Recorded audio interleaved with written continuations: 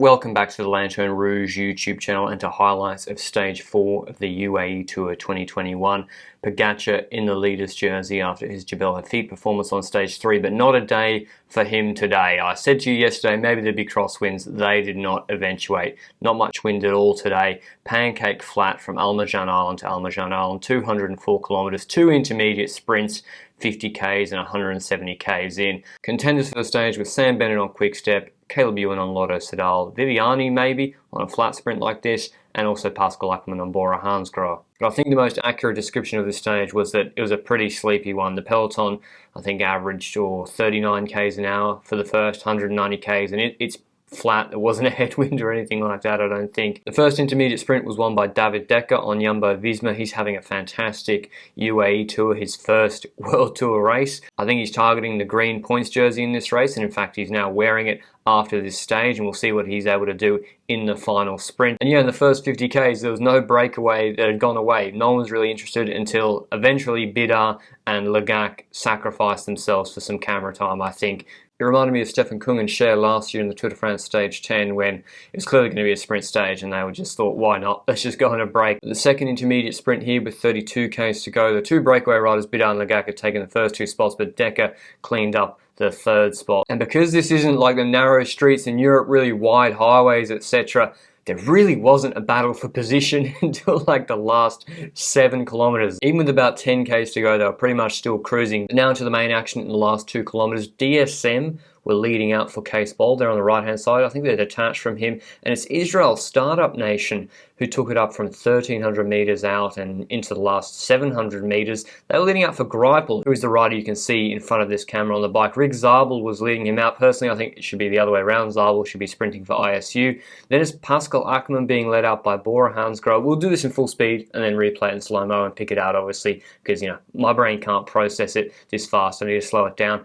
Ackermann, once again, I mentioned it tongue-in-cheek on the preview podcast, on Lanterne Rouge Cycling podcast. Ackermann launches too early. He's everyone else's lead-out man. Well, he jumped at 280 today, and that's a pretty long way to jump when you got riders like Bennett, Caleb Ewan, and even David Dekker. You see Bennett coming up the inside, the shortest way around on this sort of bending finish. David Dekker coming second, Caleb Ewan third. But we'll break it down now. I was way too quick to really figure out what happened in this sprint. We'll have a look at the overhead as well. So 1,300 meters to go. DSM on the right-hand side. Israel Startup Nation bringing up Greipel in the middle. You notice that Quickstep and Lotto, with the two favourite riders for the day, Ewan and Sam Bennett, they're quite deep in the field. They're behind even Giacomo Nizzolo. So they were not interested in taking it up from far out. And the reason for that is that Bennett pretty much only had Mørkøv. And at this point, Lotto had already gone to the front with 1,800 meters. Kluge had gone on the front, and then this is with like 2 Ks to go, and it was like, why am I here? And then peeled off. They went backwards. So Ewan just has De Boist, so they don't have full lead-outs, either of them. So they're going to have to rely on other teams leading them out. And you see here, Mørkøv's in the middle, Sam Bennett's on his wheel, and obviously Bennett has to give De Boist, I think, a hip check, despite De Boist not even being in his space. Makes sense. And yeah, I think a lot of the teams would have been pretty happy that Israel Startup Nation decided to do the lead out from 1,300. A lot of them have brought teams that are mixed GC, mixed sprints. They don't have full lead out trains. Quickstep and Bora Hansgrohe in particular. But I think one of the big takeaways from this stage is that the Lotto Soudal lead out for Ewan is very inconsistent. You can see here Ewan in the middle of the pack. He's not on any rider's wheel. De Boist has just pulled off. Sam Bennett's on the left-hand side on Mørkøv's wheel. Ackermann's on his last lead out man's wheel on the barrier there. Dekker's trying to come up the inside. And yeah, Ewan is now dropped off in basically no man's land. I think he was expecting De Boist to put him on Giacomo Nizzolo's wheel in the middle of the road, but he wasn't able to. He pulls off, and Ewan now has to do a full sprint, and he's trying to get to Sam Bennett's wheel on the left-hand side. But he's burning matches with like 500, 600 meters to go. It's going to make it difficult to win against top competition. And La Flamme Rouge mentioned this on Twitter. Sam Bennett's on the right-hand side of Mørkøv's wheel. They want to keep that right lane option open if they want to go up the right-hand side, Mørkøv leading out Sam Bennett, but they also want to make sure they have the draft while they can, while Bora leading it out. And Mørkøv is going to move to the right-hand side and make as if he's going to move up the bunch on the right-hand side, and the Astana sprinter here is going to try and fill that space that's then created and get onto Case Bowl and Andre Greipel's wheel on the left-hand side. Problem for that Astana rider trying to move up into that space, you can see him here on the right-hand side, is that Sam Bennett then swings back into that space, gives him an elbow and nearly puts him into the barriers. And now we're into the last 500 meters. Bora have got their last lead out man already in the middle of his pull for Pascal Ackermann. Case Bowl is on his wheel, Giacomo Nizzolo fourth wheel. Murku's starting to move up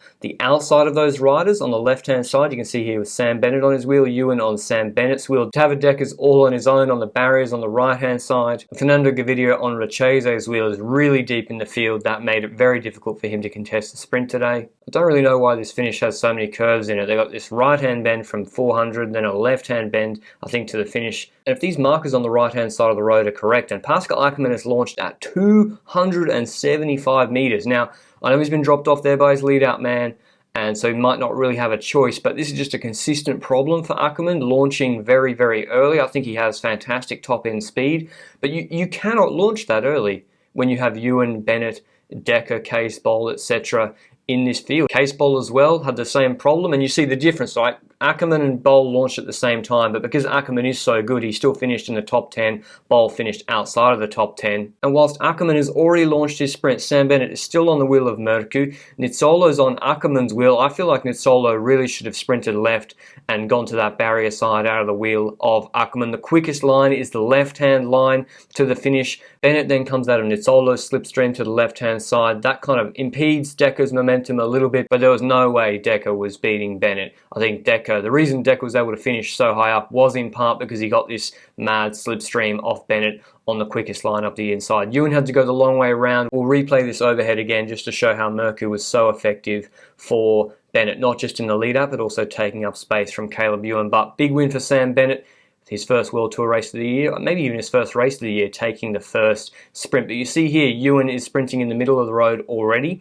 And whilst Bennett has clear air ahead of him, Murku and Bowl are taking up this space in the middle. So Ewan has to go the long way around to the right-hand side. Easily outkicks Gavidia, though, and Viviani on the right-hand side. Nice sprint from Viviani, though, coming in the top 5, I think. But you have to say the patience and timing of Bennett at the moment is the best in the world. His ability to wait deep into the last 150, 100 meters is outstanding. His chemistry with Murku, that pairing is the best in the world. And if the other top sprinters like Ackermann launching too early and Ewan having to sprint at 600 because he left in no man's land, if they're making mistakes, they're not going to be able to beat Bennett when he and Murku are dialed in. And that's what Quick-Step do. They just keep winning. I want to hear your thoughts below. Comment down below.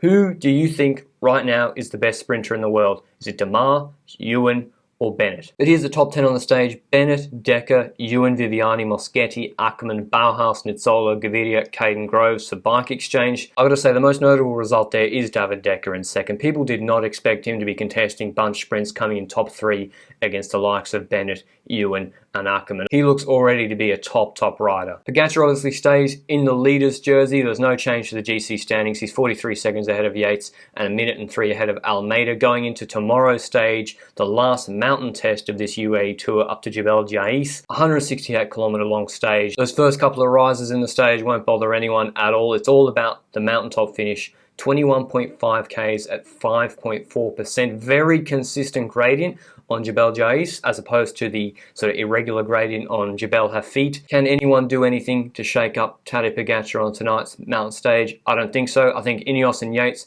will have to try. And if you want to watch the stage, here's the broadcast. It's pretty much the whole world is covered, and the right time and time zones on the right-hand side there as well. So no excuses. I think tonight will be pretty interesting to watch Ineos train against Tadej Pogacar and whether Sergio Higuita can outkick everybody for the finish. Ciao.